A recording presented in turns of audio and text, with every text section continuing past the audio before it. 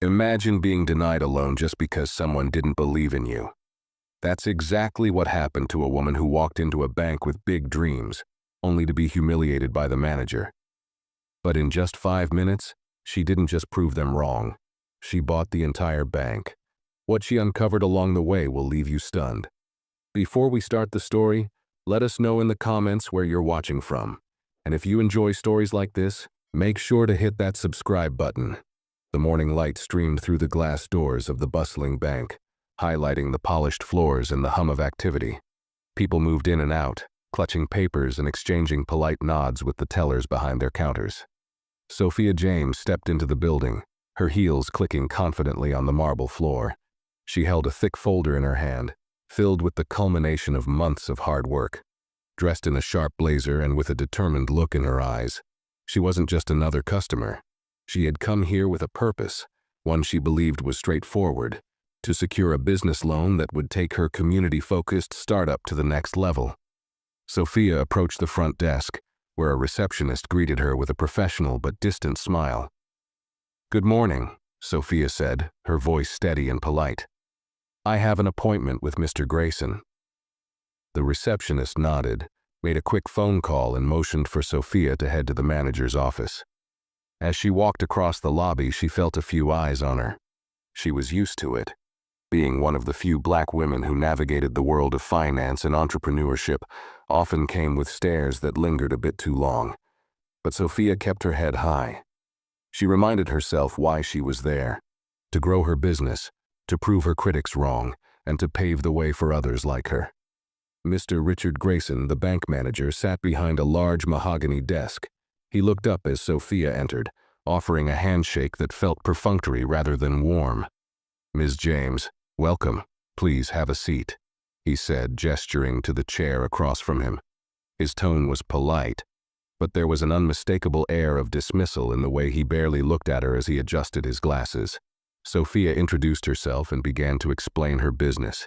She spoke with passion about her company's mission: to bring sustainable, affordable housing to underprivileged communities. She detailed her plans, pointing to the graphs and projections in her folder. Her voice was filled with hope, her ideas well-researched and thorough. This wasn't just a dream, it was a viable business with proven results. But as she spoke, Mr. Grayson leaned back in his chair, his expression indifferent. He interrupted her mid-sentence, holding up a hand as if to stop her from wasting more of his time. "Ms. James," he said, cutting her off, "I'm going to stop you right there. This venture of yours doesn't quite align with the kind of investments we support." Sophia paused, taken aback. She frowned slightly but kept her composure. "I'm not sure I understand," she said. "The numbers are solid, and my revenue projections show steady growth. I've already secured partnerships with local developers." Mr. Grayson shook his head, a condescending smile spreading across his face. "It's not about the numbers, Ms. James. We have certain criteria, and frankly, this kind of project carries a lot of risks. We have to be cautious about who we lend to." His words lingered, heavy with implications. Sophia's jaw tightened. She knew what he wasn't saying aloud. She had seen this attitude before: the polite dismissal, the vague reasoning that covered up something far less professional. For a moment, she considered pressing him, asking him to explain exactly what he meant by "this kind of project" and "who we lend to." But she stopped herself. Instead, she straightened her shoulders and said, "Thank you for your time, Mr. Grayson." Without another word, she gathered her folder and stood. As she turned to leave, she noticed the faint smirk on his face, a look that said he had already forgotten about her. But what he didn't realize was that Sophia wasn't walking away defeated. She was walking away with a plan. Sophia exited the manager's office, her expression calm, but her mind was already working. The sting of rejection was familiar, but it no longer held the power to shake her resolve. She walked past the rows of desks, her heels clicking steadily, ignoring the curious glances of the bank employees. By the time she stepped out into the crisp air outside, her phone was already in her hand. She dialed a number and waited. A deep, assured voice answered after the first ring. "Sophia," the voice greeted. "I wasn't expecting your call so soon." "I'm ready," she replied without hesitation. Her voice was firm but controlled, with no hint of the frustration she had just faced. "Grayson denied the loan, just as we anticipated. Let's move forward with the acquisition."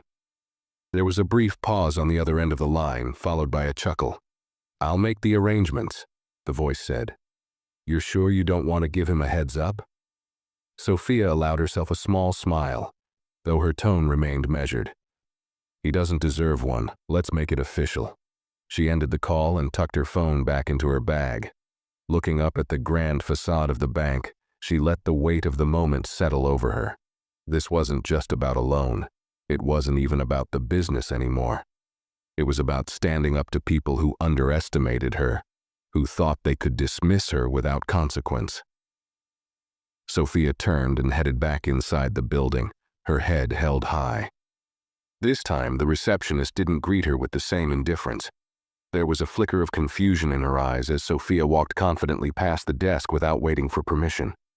The receptionist started to protest but faltered when Sophia shot her a look that was both calm and commanding. She headed straight for the regional director's office, her steps unwavering. It was time for the tables to turn. The regional director's office was tucked away in a quiet corner of the bank, its glass walls offering a view of the bustling lobby below. Sophia knocked once and entered without waiting for an invitation, her movements deliberate and poised. Inside, a man in his late 40s, impeccably dressed in a tailored suit, looked up from his desk. His nameplate read, "Jonathan Carter, Regional Director." "Ms. James," he said, standing as she entered. "To what do I owe the pleasure?" His voice was polite but tinged with curiosity. It wasn't every day someone bypassed appointments and walked in unannounced. Sophia placed her folder on his desk and met his gaze directly. "I believe you've been briefed about my ongoing negotiations with your parent company," she said.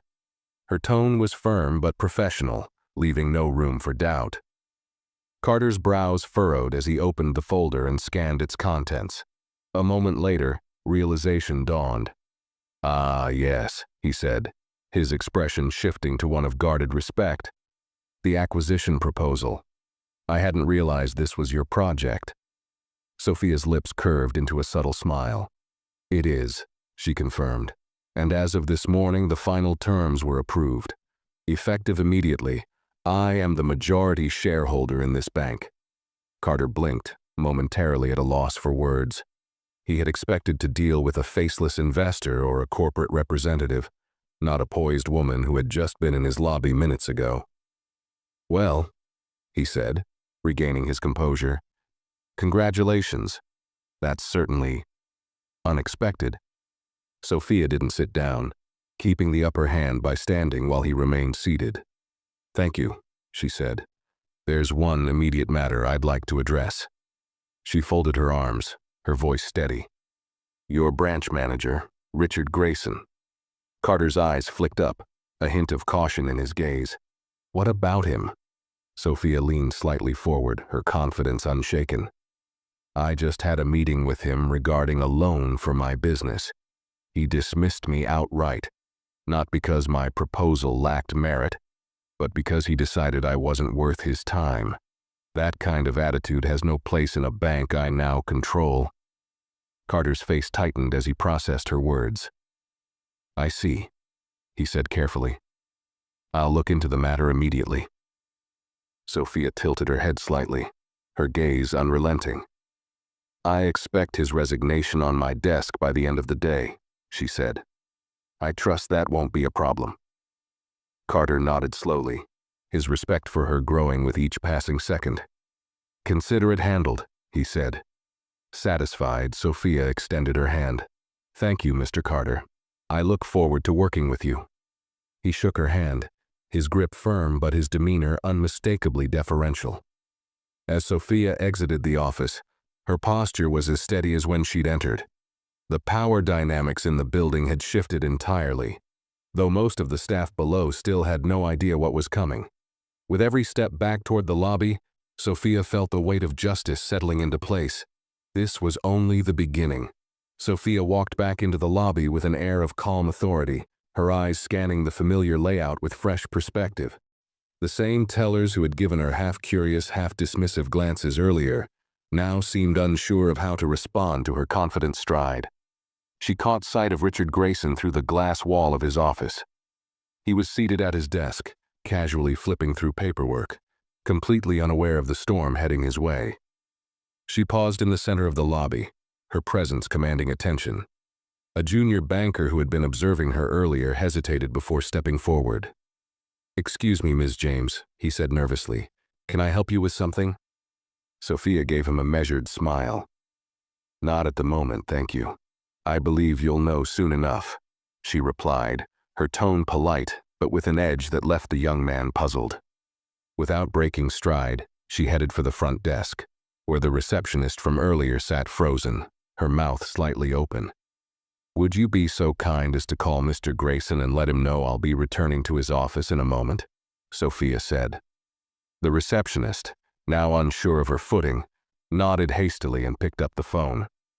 Sophia didn't wait for a response. She moved toward a quieter corner of the lobby and pulled out her phone again, dialing her investor contact. "The regional director is on board," she said smoothly, her voice low but firm. "Grayson will be dealt with shortly. Let's proceed with the employee announcement as soon as possible." As she ended the call, Sophia allowed herself a brief moment to reflect. Everything was moving quickly, exactly as planned. She had worked tirelessly to ensure that every contingency was covered. She hadn't expected Grayson's rejection to sting as much as it did, but that was a minor inconvenience compared to the satisfaction she felt now. Her thoughts were interrupted by a nervous clearing of the throat. She looked up to see the receptionist standing a few feet away. "Mr. Grayson will see you now," she said, her voice faltering. Sophia smiled and thanked her, walking with measured confidence back toward the office she had left not long ago. This time, her posture wasn't just confident, it was unshakable. She opened the door without knocking, stepping inside before Grayson had a chance to react. "Ms. James," he said, his tone laced with thinly veiled annoyance. "Back so soon. I thought our discussion was finished." Sophia closed the door behind her and placed her bag on the chair she had sat in earlier. She took a moment, letting the silence settle in the room before speaking. "It seems there's been a change in circumstances," she said calmly, her eyes locking on his. "One that directly affects you." Grayson frowned, his dismissive demeanor faltering slightly. "What are you talking about?" he asked, leaning forward in his chair. Sophia's expression remained steady, her voice unyielding. "Mr. Grayson, I'm here to inform you that, as of this morning, I am the new majority shareholder in this bank. That means I'm now your employer." Grayson's face froze, the blood draining from his cheeks. For the first time since their initial meeting, he seemed truly at a loss for words. "That's impossible," he stammered, his voice barely audible. "It's not," Sophia said sharply. "And you'll find that out soon enough. But for now, you'll need to prepare your resignation. It's already been made clear to the regional director, and I expect your cooperation in making this transition as smooth as possible." Grayson's mouth opened, but no words came out. Sophia didn't wait for him to recover. She stood, collected her bag, and headed for the door. Pausing briefly, she looked back at him and said, "You underestimated the wrong person, Mr. Grayson. That's a mistake you won't make again." With that, she walked out, leaving the once smug manager sitting in stunned silence. As Sophia walked out of Grayson's office, she noticed the subtle shift in the atmosphere of the bank. Employees were beginning to sense that something significant was unfolding. Conversations in hushed tones replaced the usual buzz of business as Sophia made her way toward the center of the lobby. The receptionist avoided eye contact, her earlier aloofness now replaced by a visible nervousness. The regional director appeared moments later, stepping out of the elevator and striding toward her with purpose.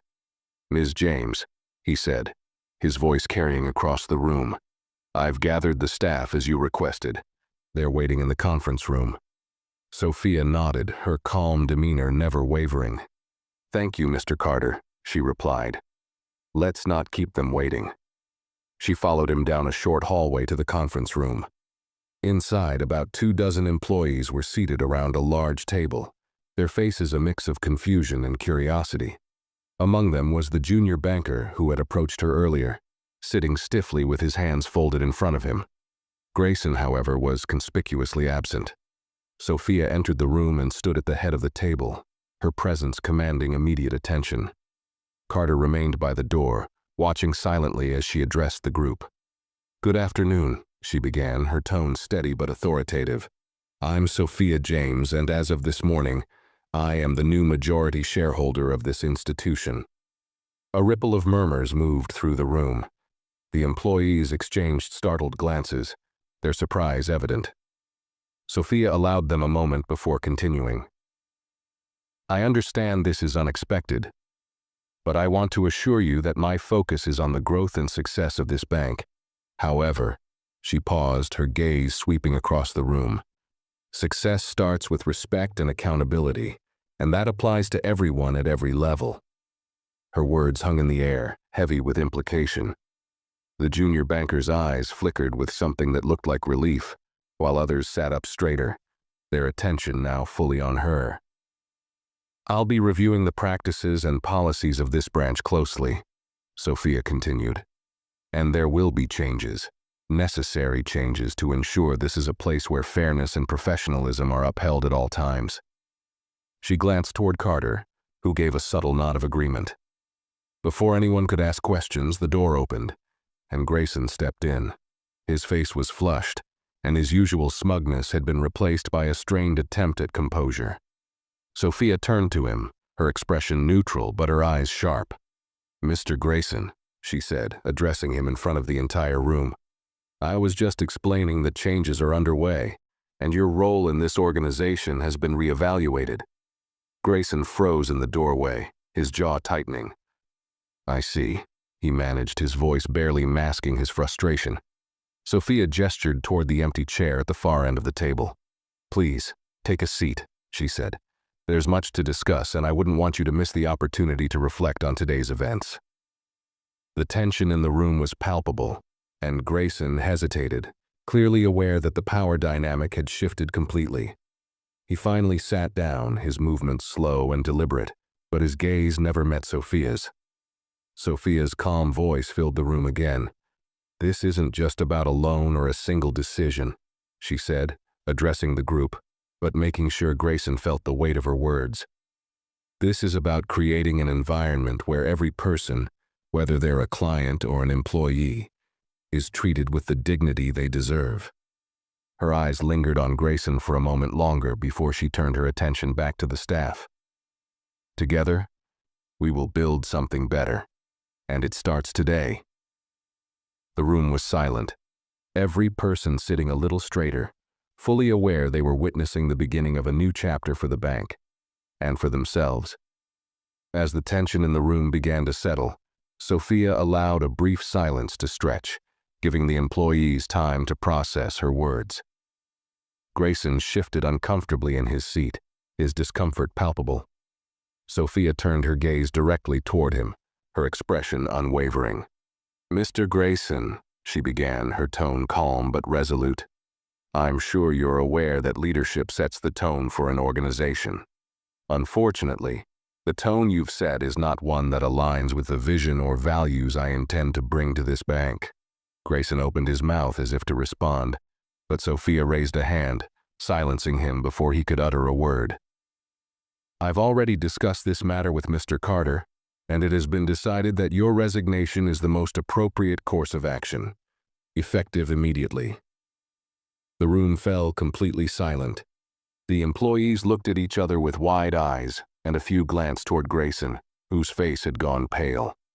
For a moment he seemed at a loss, his lips moving soundlessly. Finally he stammered, "This is highly irregular." Sophia tilted her head slightly, her gaze steady. "What's highly irregular, Mr. Grayson, is dismissing a client without giving their proposal due consideration. What's highly irregular is fostering an environment where bias outweighs merit. This is not a decision I made lightly, but it is a necessary one." Grayson stood abruptly, his chair scraping loudly against the floor. "You can't," he started. But Sophia interrupted him, her voice firm but still calm. "Please don't make this more difficult than it needs to be," she said. "Your severance package will reflect the years you've spent with the bank, but your time here has come to an end. Security will escort you out once you've gathered your belongings." Grayson glared at her, his face a mixture of anger and humiliation. The employees sat frozen, unsure whether to intervene or simply watch. After a moment, Grayson turned sharply on his heel and strode out of the room, slamming the door behind him. Sophia remained standing, her composure intact despite the tension that hung in the air. She addressed the employees again, her tone softening but still authoritative. "I understand this may feel sudden, but I want to assure you all that my goal is to create an environment where everyone is treated fairly and given the opportunity to succeed.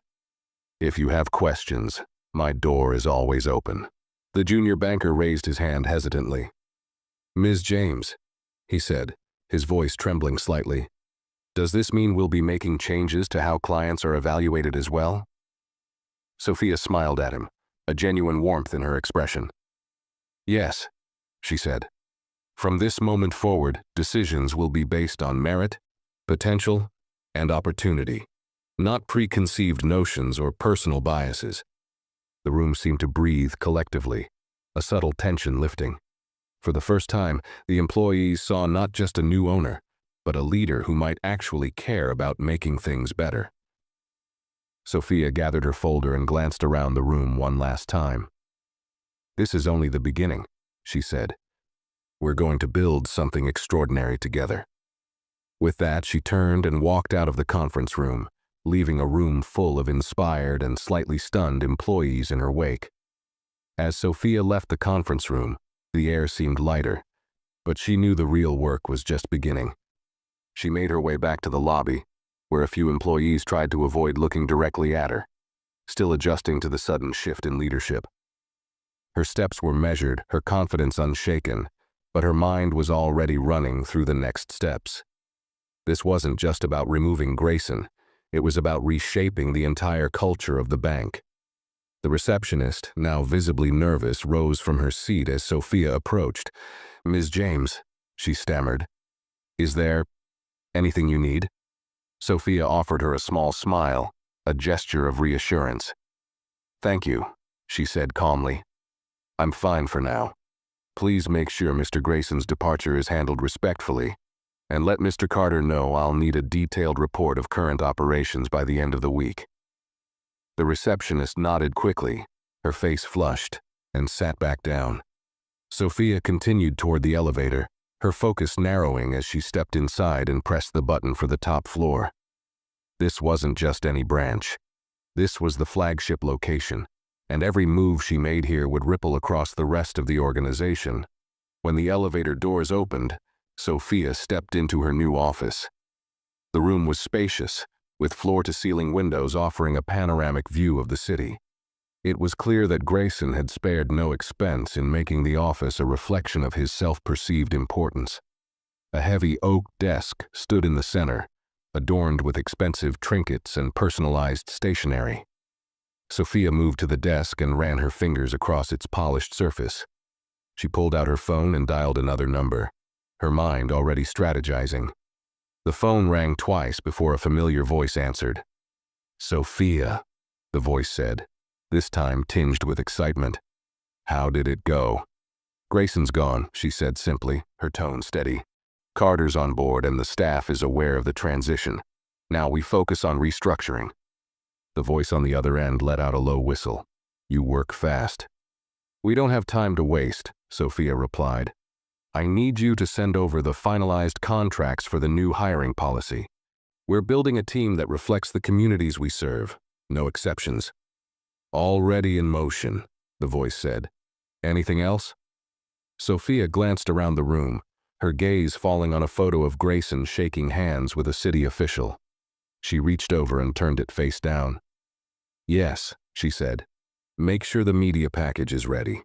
By the end of the week, I want every client and stakeholder to know exactly what we stand for and what we won't tolerate." As she ended the call, Sophia leaned back in the leather chair that now belonged to her. The office was quiet, but it wasn't silence that filled the space. It was possibility. Grayson's absence was only the first step.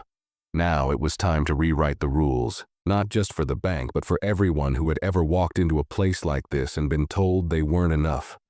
Sophia looked out the window, her reflection superimposed against the sprawling cityscape. She had been dismissed, doubted, and underestimated. But now, she was the one setting the terms. And for the first time, she allowed herself a brief smile, knowing this was only the beginning. The next morning, Sophia arrived early at the bank, her heels clicking purposefully against the pavement as she approached the entrance. This time, there were no lingering stares of curiosity, just hushed whispers and sidelong glances as the staff began to understand the gravity of what had happened. Sophia noticed the receptionist stiffen slightly as she walked past, but Sophia offered her a warm nod, signaling that the upheaval of the previous day wasn't personal. The first task on her agenda was the staff meeting she had scheduled. By now, word had likely spread across the branch and the employees were eager, if not nervous, to see what changes their new leader would implement. Sophia entered the same conference room as the day before, her confident demeanor putting everyone on alert. The room filled quickly, chairs scraping against the polished floor as employees shuffled in. Carter entered last, his expression calm but watchful, as he took a seat near the front. The junior banker from before sat a little straighter this time, a spark of interest replacing his earlier nervousness. Grayson's absence was conspicuous, and the room felt lighter without his imposing presence. Sophia stood at the head of the table, holding a slim notebook in her hands. She waited until the room had settled before speaking. "Good morning," she began, her voice clear and steady. "I know the past 24 hours have been a whirlwind, and I appreciate your patience as we transition into this new chapter." She let her eyes sweep across the room, ensuring she had everyone's attention. "Before we move forward, I want to be transparent about why I'm here. I didn't acquire this bank to simply maintain the status quo. I acquired it to build something better, something that represents fairness, integrity, and opportunity." The employees exchanged cautious glances, unsure of what to expect next. Sophia leaned slightly forward, her voice softening. "I know some of you may be worried about what these changes mean for your roles. Let me assure you, this isn't about cutting jobs or reducing opportunities. It's about creating an environment where everyone, employees and clients alike, feels valued and supported." A hand shot up near the back of the room. It was an older employee, a senior loan officer who had been with the bank for decades. "Ms. James," he began, his tone respectful but hesitant. "What kind of changes are you talking about specifically? Are we looking at new policies or a complete overhaul?" Sophia nodded, appreciating the direct question. "Both," she said simply. "We'll be revising our client evaluation criteria to eliminate any unconscious biases that may have crept into the decision-making process.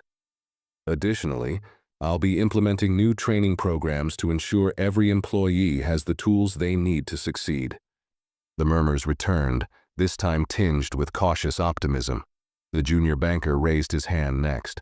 "Will we be addressing how loans are approved?" he asked, his voice more confident now. "Because honestly, some of the processes we've been following seem outdated." Sophia's lips curled into a small smile. "Exactly," she said. "The approval process will be streamlined and revised to focus on potential and innovation, not just rigid formulas. We'll also be introducing more community outreach programs to support underrepresented entrepreneurs." The energy in the room began to shift. Some employees looked thoughtful, others nodded in agreement. Even Carter, who had initially appeared skeptical of Sophia's sweeping vision, seemed to relax slightly, his arms uncrossing as he leaned forward to listen more intently. As the meeting wrapped up, Sophia delivered her final message. "This is a chance for all of us to be part of something transformative. Change can be challenging, but it also brings opportunity. I hope you'll join me in making this branch the standard for what a modern bank should look like." The room erupted into light applause, a sound that surprised even Sophia. She smiled and thanked them, then stepped aside as the staff began to file out. Carter lingered near the door, waiting until the others had left before approaching her. "You have their attention," he said, his tone carrying a hint of admiration. "That's no small feat after what they've been through." Sophia turned to him, her expression thoughtful. "It's not about having their attention," she said quietly. "It's about earning their trust, and that's what we'll do. Together." Carter nodded, a flicker of respect passing across his face. "Let me know how I can help," he said. Sophia gave him a firm handshake. "You already are." As she stepped back into her new office, Sophia felt a renewed sense of purpose. There were mountains yet to climb, but for the first time she saw the path ahead clearly. Change wasn't coming. It had already arrived. Later that afternoon, Sophia sat at her desk, reviewing the reports Carter had provided on the bank's current operations. The numbers were strong, but there were glaring patterns that stood out to her. Certain demographics repeatedly overlooked for loans, a sharp decline in small business applications, and an over-reliance on high-risk corporate ventures. These weren't just inefficiencies. They were symptoms of a system that needed to be rethought from the ground up.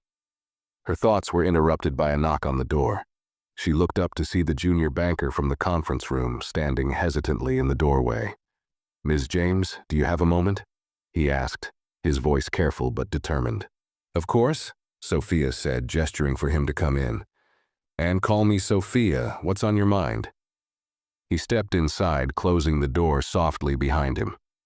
"I just wanted to say thank you," he began, his words spilling out quickly as if he'd been rehearsing them. "For what you said earlier. It's the first time I've felt like someone's actually listening to people like me." Sophia set her pen down and leaned forward slightly. "People like you?" she prompted gently. He nodded, his cheeks flushing slightly. "Newer employees, younger staff, people who don't have decades of experience or connections.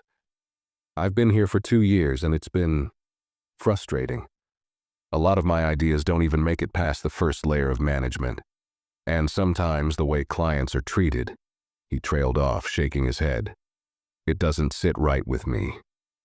Sophia listened intently, letting his words sink in. She had suspected as much, but hearing it confirmed made the issue feel even more urgent. "What's your name?" she asked. "Michael," he replied. "Michael Harper." "Well, Michael, I appreciate you coming to me with this," Sophia said. "You're right. People like you are the future of this bank, and your voice matters. If you're willing, I'd like you to be part of a team I'm assembling to review and propose changes to our internal processes." Michael blinked in surprise. "Me? Really? I mean, I don't have much seniority." "Seniority doesn't equal insight," Sophia interrupted, her tone firm but kind. "I need people who aren't afraid to speak up, who see the problems clearly because they're living them. Are you in?" Michael's hesitation melted into a tentative but genuine smile. "I'm in," he said, his voice carrying a note of newfound confidence. "Good," Sophia said. "We'll meet next week to start planning. In the meantime, if you notice anything else that doesn't sit right with you, let me know." Michael nodded and left the office, his steps lighter than when he'd entered. As the door clicked shut behind him, Sophia leaned back in her chair, allowing herself a moment of satisfaction. Building trust wasn't just about addressing big, sweeping issues. It was about empowering individuals like Michael to believe they could make a difference. She glanced at the stack of reports on her desk, her focus sharpening once again. Change wasn't just about identifying what was broken. It was about finding the people who could help fix it. And now, she had her first ally. The next few days were a whirlwind of activity. Sophia immersed herself in the inner workings of the bank, meeting with department heads, reviewing outdated policies, and holding one-on-one conversations with employees. Each meeting revealed more of the systemic problems that had been allowed to fester under the previous leadership. Rigid loan criteria that stifled innovation, a lack of diversity in hiring practices, and a growing disconnect between the bank and the communities it was meant to serve. One morning, As Sophia was sifting through another pile of reports, her phone buzzed with a notification. It was an email from Carter, flagged as urgent. She opened it and found a detailed summary of complaints lodged against Grayson over the past 5 years, most of which had been ignored or quietly dismissed. Among them were several accusations of discriminatory behavior from both employees and clients. Sophia's jaw tightened as she read through them, each line adding fuel to her resolve. A knock on her door pulled her from her thoughts. "Come in," she called. Carter stepped inside carrying a folder. "I thought you'd want to see this in person," he said, placing it on her desk. Sophia opened the folder and found more documentation, emails, memos, and meeting notes that painted an even clearer picture of Grayson's pattern of misconduct. "How did this go unchecked for so long?" she asked, her voice calm but with an edge of frustration. Carter sighed, sitting down across from her. Grayson was untouchable for a while. He had connections higher up and no one wanted to rock the boat. Complaints were either buried or dismissed outright. It wasn't right, but people felt powerless to challenge him. "Well," Sophia said firmly, closing the folder, "that ends now. I want a formal statement drafted acknowledging the bank's past failures to address these issues, along with an outline of the corrective actions we'll be taking moving forward. This isn't just about Grayson. It's about making it clear that this kind of behavior has no place here." Carter nodded, his expression resolute. "I'll get it done. And for what it's worth, I think people are already starting to feel the shift. The staff meetings, the changes you're proposing, they're making a difference." Sophia leaned back slightly, her mind racing ahead. "We need to go further. I want to launch a community initiative, a program to reach out to underrepresented entrepreneurs and provide them with the resources they need to succeed. Workshops, mentorship programs, networking events. If the bank is going to thrive, we need to reconnect with the people we're here to serve." Carter's brow lifted slightly, a spark of approval in his eyes. "That's ambitious," he said. "But if anyone can pull it off, it's you." Sophia smiled faintly. "Ambition is what brought me here," she said, "and it's what will take us where we need to go." As Carter left to begin drafting the statement, Sophia turned back to the reports on her desk. The weight of the work ahead was heavy, but it didn't intimidate her. If anything, it fueled her determination. She had come into this bank as an outsider, someone dismissed and underestimated. Now she was reshaping it from within, piece by piece, building something that would stand as a testament to what was possible when you refused to back down. And this was only the beginning. By the end of the week, Sophia's presence had transformed the bank into a hive of activity. Employees were talking about the changes, some cautiously optimistic, others still wary. Word of her vision for the community outreach program spread quickly, and to Sophia's surprise, several staff members came forward with ideas for workshops and partnerships. One idea in particular caught her attention: a pitch from Michael to collaborate with local schools on financial literacy programs. The idea came up during an informal meeting Sophia had called in the break room. It was an open forum, with employees invited to share their thoughts in a relaxed setting. Michael, still adjusting to his new role on the internal review team, spoke hesitantly at first but gained confidence as he explained his plan. "We could start with workshops for high school seniors," he said. "Teach them about budgeting, saving, and the basics of credit. A lot of kids in underserved areas don't get that kind of education, and it leaves them vulnerable later on." Sophia leaned forward, intrigued. "And how would we connect that to the bank's mission?" she asked, encouraging him to expand on the idea. Michael hesitated for a moment before replying. "We could offer scholarships tied to the program," he said. "Maybe even internships for students who show promise. It would be a way to invest in the community while also building relationships with future clients." The room buzzed with quiet approval, and Sophia nodded, impressed. "I like it," she said. "Let's put together a proposal and figure out how we can make it happen." The conversation sparked a wave of other ideas, and for the first time, the atmosphere in the bank felt energized. Employees who had previously kept their heads down now seemed eager to contribute, their voices growing louder and more confident as Sophia encouraged them to speak up. She could feel the momentum building, the shift from compliance to engagement. But not everyone was on board. That afternoon, as Sophia returned to her office, she found a note slipped under her door. The handwriting was scrawled and hurried, but the message was clear. Stick to your loans and leave the rest alone. Don't ruin what works. Sophia stared at the note, her mind racing. She knew that implementing change would ruffle feathers, but this felt different, more personal. Someone within the bank was resisting her leadership, and they weren't afraid to make their displeasure known. She tucked the note into a drawer and sat down at her desk, her jaw tightening. There was no way she was backing down now. If anything, the message only strengthened her resolve. Whoever had written it didn't understand who they were dealing with. Sophia picked up the phone and called Carter. When he answered, she wasted no time. "I need a full audit of department-level operations," she said, her voice firm. "Focus on expense reports, client records, and interdepartmental communications. I want to know exactly where every penny and every policy stands." Carter paused, sensing the urgency in her tone. "Do you suspect something?" he asked. "I don't suspect," Sophia replied. "I know. Something doesn't add up here, and I need answers." As she hung up, Sophia stared out the window, her reflection staring back at her. Change was never easy, and it often revealed hidden cracks in the foundation. But cracks could be sealed, and weak structures could be rebuilt. This wasn't just a battle for the bank. It was a battle for what the bank could become. Sophia took a deep breath, her determination unshaken. If someone thought they could intimidate her, they were sorely mistaken. The following morning, Carter arrived at Sophia's office with a thick folder tucked under his arm. His expression was grim but focused. He set the folder on her desk without a word and gestured for her to open it. Sophia flipped the cover and scanned the first few pages, her brow furrowing as the numbers and notes began to paint a disturbing picture. "It's worse than I thought," Carter said, breaking the silence.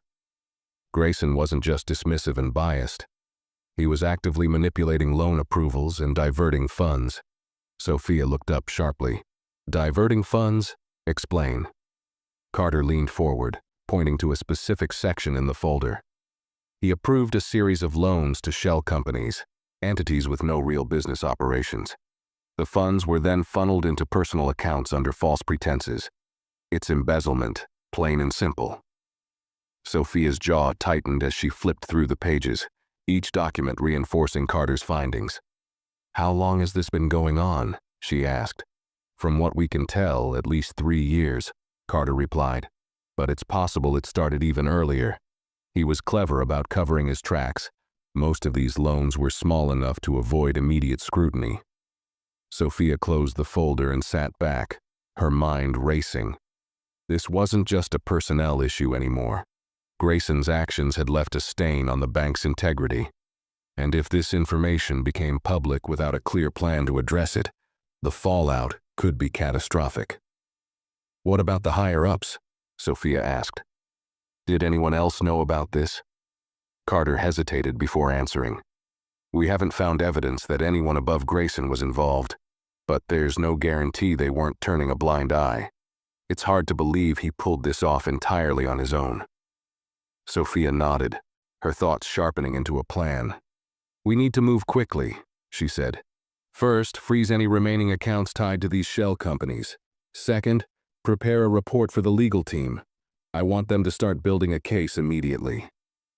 Carter scribbled notes as she spoke, his demeanor all business. "And what about the staff?" he asked. "Do we keep this under wraps for now?" "No," Sophia said firmly. "Transparency is non-negotiable. The employees need to know what's been happening here, and they need to know that we're taking steps to fix it. Secrets are what allowed this to go on for so long. That ends now." Carter nodded, a flicker of admiration in his eyes. "You've got it. I'll start on this right away." As he left, Sophia leaned forward, resting her elbows on the desk.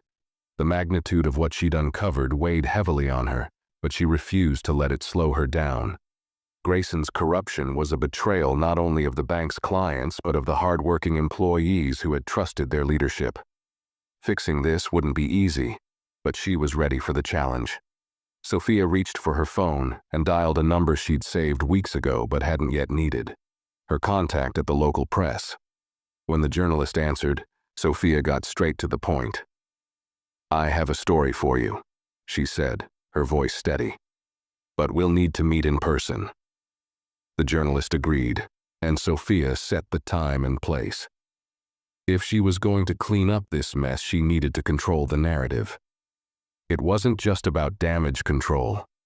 It was about accountability. As she hung up, a new wave of determination surged through her. Grayson might have left the building, but his shadow lingered. It was time to clear it for good. Later that evening, Sophia sat in a quiet corner of a downtown coffee shop, her hands wrapped around a warm mug of tea. Across the table sat Daniel Brooks, an investigative journalist known for his sharp reporting and no-nonsense approach to exposing corruption. He had his notepad open, pen poised, and an intense look of curiosity etched on his face. "All right, Ms. James," Daniel said, leaning slightly forward. "You've got my attention. What's going on at your bank?" Sophia took a steadying breath. This was the moment she had been preparing for. "What I'm about to share is sensitive, but it needs to be addressed. The previous branch manager, Richard Grayson, was involved in a long-term scheme to approve fraudulent loans and divert funds into personal accounts. We've uncovered evidence that spans at least 3 years, possibly longer." Daniel's eyebrows shot up. "And you're willing to go public with this?" "Yes," Sophia said firmly. "The public deserves to know the truth. But I also need this story to highlight what we're doing to fix it. Transparency is key, but so is rebuilding trust." Daniel nodded, scribbling notes as she spoke. "How deep does this go? Are we talking about a systemic issue across the entire bank or something isolated to your branch?" "For now, the evidence points to Grayson acting independently within this branch," Sophia explained. "But we're conducting a full audit to ensure this behavior hasn't spread further. I won't allow the reputation of this institution or the hard work of its employees to be tarnished by one man's greed." The journalist's pen paused and he looked up at her. "And what happens if this blows up bigger than you expect? This could lead to lawsuits, regulatory scrutiny, even a hit to your client base." Sophia met his gaze without flinching. "That's a risk I'm willing to take," she said, "because the alternative is worse, letting this stay buried and allowing corruption to fester. I'm not here to preserve the old ways of doing business. I'm here to rebuild from the ground up, no matter how messy it gets." Daniel leaned back in his chair, clearly impressed. "You're taking a big gamble, Ms. James, but I respect it. When do you want to run the story?" "Give me 48 hours, Sophia replied. "I want to inform the employees and our stakeholders first. They deserve to hear it from us, not through the news." "Fair enough," Daniel said, closing his notebook. "I'll start drafting it and I'll hold the publication until you give the go-ahead." As they shook hands and parted ways, Sophia felt a sense of relief mixed with determination. The wheels were in motion, and there was no turning back now. She had chosen the harder path, but it was the only one that aligned with her vision for the bank and her values. The following morning, Sophia called an emergency all-staff meeting. The employees filed into the conference room, murmurs of concern filling the space. Even Carter, who had been briefed earlier, looked slightly uneasy as he took his seat near the front. Sophia stood at the head of the table, her expression calm but resolute. She waited until the room had quieted before she began. "Thank you all for coming on such short notice," she said. "I called this meeting because I believe in transparency, and I owe it to each of you to be honest about what we've discovered." She paused, letting the weight of her words settle. "Over the past few days, we've uncovered evidence of financial misconduct within this branch. Fraudulent loans, misappropriation of funds, and unethical practices that have gone unchecked for years. This behavior is unacceptable, and I want to be clear, it will not be tolerated." The room fell silent, the air heavy with tension. Employees exchanged uneasy glances, and a few visibly stiffened. Sophia pressed on. I know this is difficult to hear, but it's important to understand that this is not a reflection of who we are or who we're going to be moving forward. We are taking immediate action to address these issues, including a full audit and a comprehensive review of all policies and procedures. A hand shot up near the back. It was Michael. Ms. James, he said, his voice steady but concerned. What does this mean for us? Are our jobs at risk because of this? Sophia's expression softened slightly. No, she said firmly. This is not about punishing the staff. This is about correcting past mistakes and ensuring we have a foundation of integrity and accountability. If anything, this is an opportunity for all of us to step up and be part of the solution. The tension in the room eased slightly, though the weight of the revelation still lingered. I want to thank each of you for your dedication, Sophia continued. This is a turning point for our branch, and I believe we can come out of this stronger, together. The employees nodded, some with cautious optimism, others with a renewed sense of purpose. As the meeting ended and the room began to empty, Carter approached Sophia, his expression thoughtful. You handled that well, he said. Better than I expected. Sophia smiled faintly. Thanks, but the hard part is just beginning, she replied. Now we have to deliver on everything I promised. Carter nodded. If anyone can pull it off, it's you. As the last employee left the room, Sophia took a deep breath. The road ahead was long, but she knew one thing for certain. She wasn't backing down. As the employees returned to their workstations, the energy in the bank shifted.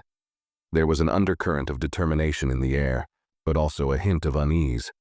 Sophia could see it in their faces as she walked through the lobby. Some nodded at her with cautious respect, while others avoided her gaze altogether. She understood their hesitation. Change, especially when it involved confronting past mistakes, was never easy. Back in her office, Sophia began drafting an official statement for the bank's clients and stakeholders. She chose her words carefully, striking a balance between transparency and reassurance.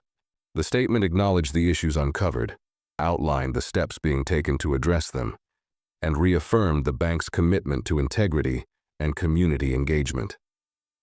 Every sentence carried her personal stamp, a promise that this would be a different kind of institution under her leadership.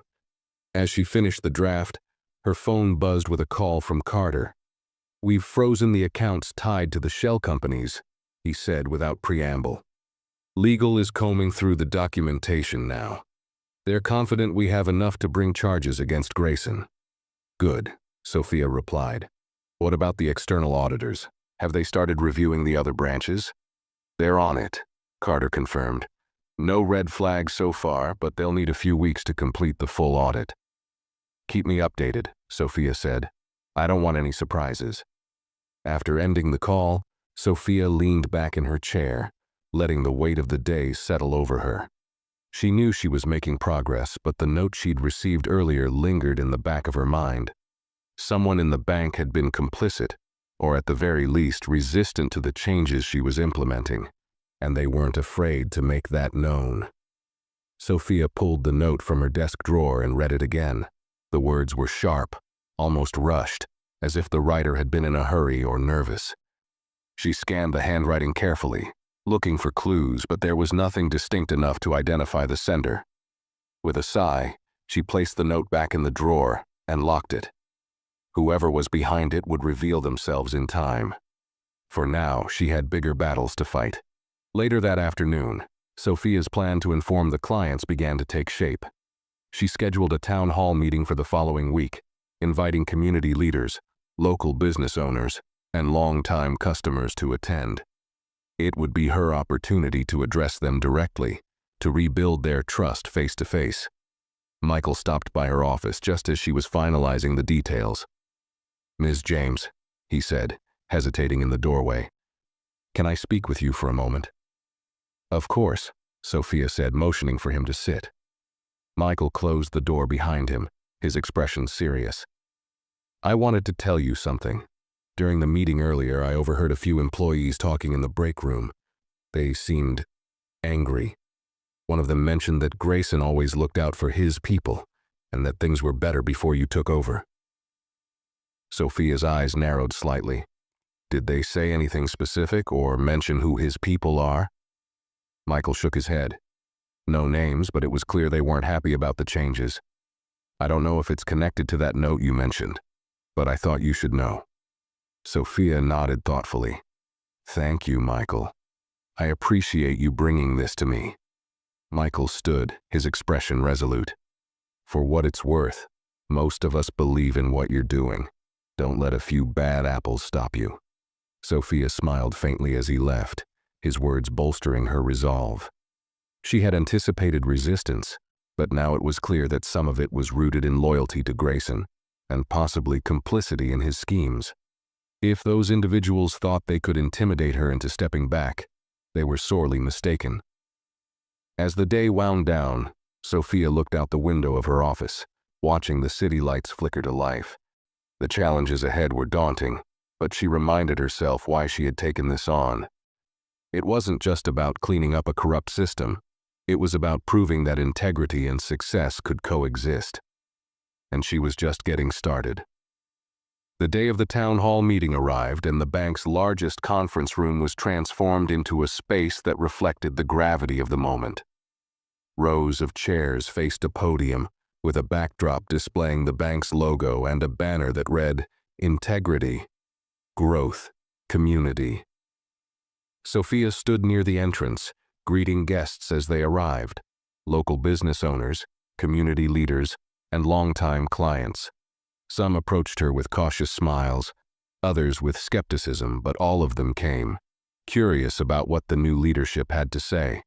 Michael and a few other employees worked behind the scenes, helping organize the event. Carter, standing by the coffee station, occasionally glanced her way, giving her a nod of reassurance. As the room filled, Sophia took a deep breath, readying herself for what was about to unfold. When it was time, she stepped to the podium, the room falling silent as all eyes turned to her. She looked out at the crowd, her expression calm but purposeful. "Good evening," she began, her voice steady. "Thank you all for coming tonight. I know that over the past few weeks there have been many questions about the changes happening at this branch, and about my leadership. I asked you here today because I believe in addressing these questions openly and honestly." She paused, letting her words sink in. "When I acquired this bank, I envisioned a place that not only served its clients but uplifted its community. What I discovered, however, was a system plagued by practices that betrayed that vision. Over the past few weeks, we have uncovered financial misconduct and systemic issues that have harmed both clients and employees. Tonight, I want to share what we are doing to make things right." The room remained silent, tension thick in the air. Sophia took a moment before continuing. "First, we have terminated individuals responsible for unethical behavior, and we are cooperating with legal authorities to hold them accountable. Second, we are implementing new safeguards to ensure transparency and fairness in all operations. And finally, we are launching a community initiative to empower local entrepreneurs through workshops, mentorship, and accessible financial resources." A hand went up near the middle of the room. It was a woman in her 50s, a long-time client. "Ms. James," she said, her tone skeptical, "how can we trust that these changes will stick? We've heard promises like this before." Sophia nodded, acknowledging the question. "That's fair," she replied. "Trust isn't something I can ask for. It's something I have to earn. And the only way to earn it is through action. That's why I'm inviting every one of you to hold us accountable. I'll be hosting monthly progress updates, and you'll see firsthand what we're doing to uphold our commitments." The woman nodded, her expression softening slightly. Another hand shot up, a young man who ran a small cafe nearby. "What about people like me?" he asked. "I've applied for loans here before and got turned down every time. What's going to be different now?" Sophia met his gaze, her tone firm but empathetic. "What's different is that we're changing how we evaluate applications. We're looking at potential and viability, not just rigid formulas. I can't promise every application will be approved, but I can promise you this: you will always get a fair shot." The young man nodded, his face lighting up with a glimmer of hope. Around the room, murmurs of approval began to ripple through the crowd. Sophia pressed on, seizing the momentum.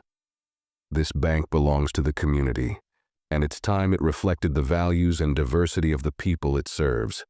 Together we can build something better, something we can all be proud of. When she finished, the room erupted into applause. Not everyone clapped, but the energy in the room had shifted. The skeptics hadn't all been won over, but they were listening, and that was a start. As the crowd dispersed, many attendees approached Sophia to shake her hand, share their thoughts, or offer support. Michael and Carter lingered nearby, quietly observing the positive responses. Carter eventually stepped forward, his expression one of cautious optimism. "You did well," he said simply. "Thanks," Sophia replied, a faint smile touching her lips. "But this is just the first step." He nodded. "The community is starting to believe in you. Now we just have to make sure the rest of the bank catches up." Sophia's smile widened slightly.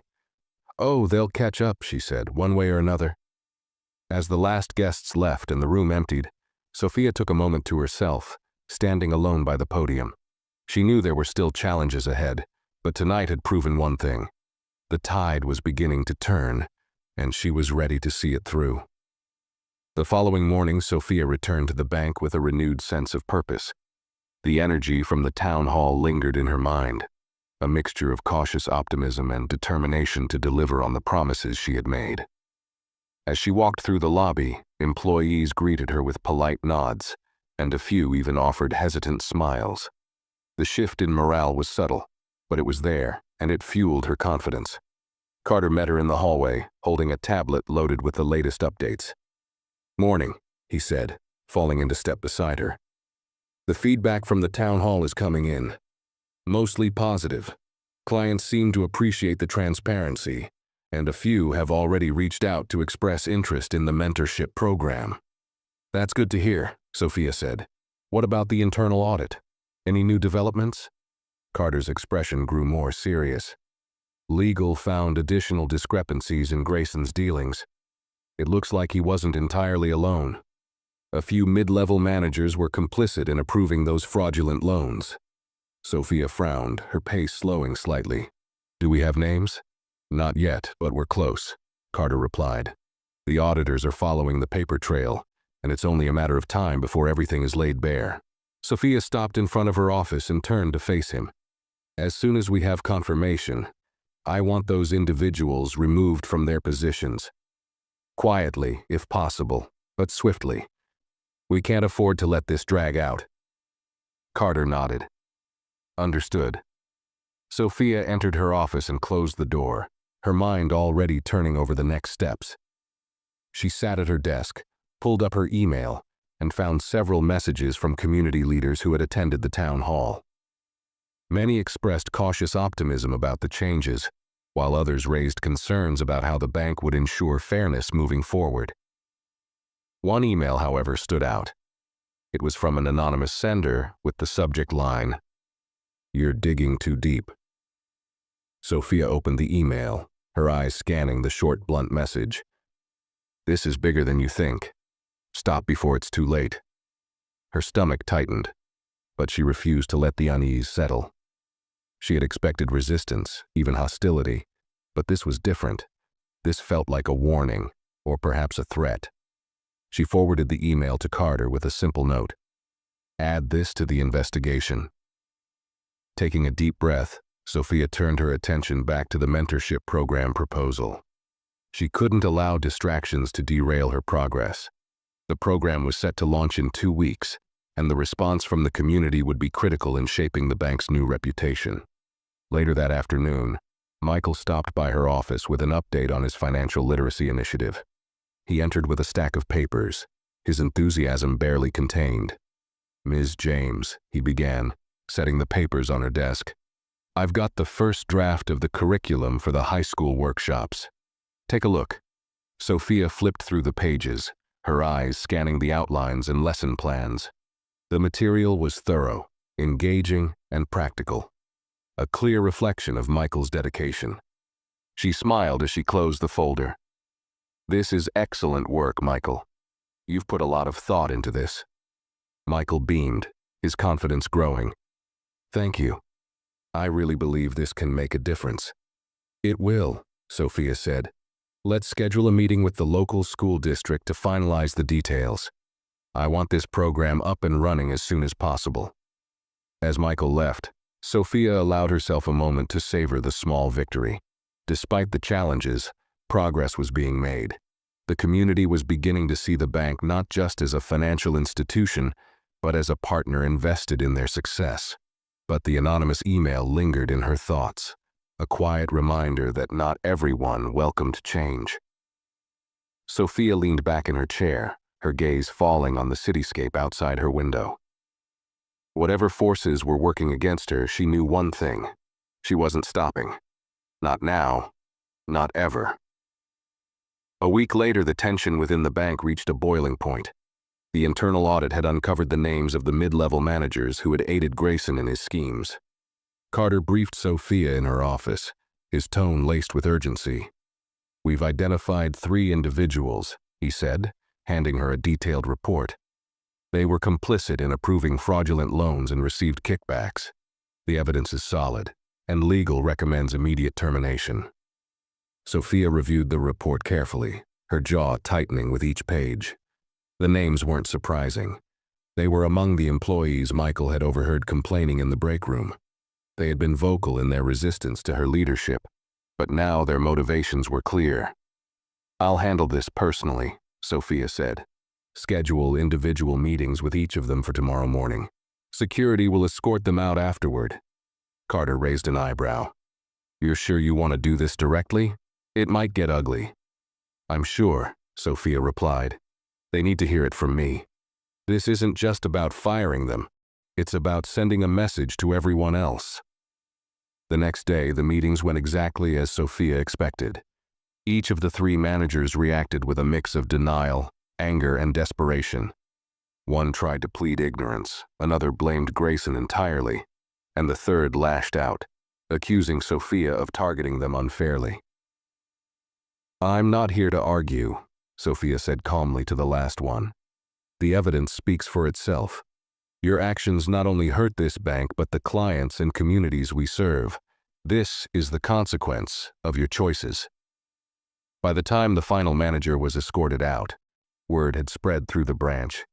Employees whispered among themselves, but the overall mood was one of relief. For the first time, they saw that the new leadership wasn't just talk. Sophia was taking real action to clean up the mess left behind. As the day wound down, Carter stopped by her office. "You've made your point," he said. "I think people are starting to get the message." "Good," Sophia replied. "But this isn't just about punishment. We need to rebuild trust from the ground up. That's the real challenge." Carter nodded, a flicker of respect in his eyes. "And you're meeting it head-on." Sophia gave him a faint smile as he left. She knew there was still much to do, but the weight of the day felt lighter. Progress was being made, slowly, steadily, and unmistakably. 2 weeks later, the mentorship program officially launched. The bank's largest conference room was filled with young entrepreneurs, high school students, and community leaders, all eager to participate in the workshops. Sophia stood at the front of the room, flanked by Michael and a few other employees who had volunteered to lead sessions. As she addressed the crowd, Sophia felt a surge of pride. "This program represents the future of our bank," she said. "It's about more than loans and accounts. It's about building relationships and empowering the people who make our community thrive." The audience responded with applause, their enthusiasm palpable. Michael took over, diving into the first workshop with a confidence that reflected the transformation Sophia had seen in him over the past few weeks. Watching him speak, she felt a sense of validation. The changes she had fought for weren't just theoretical.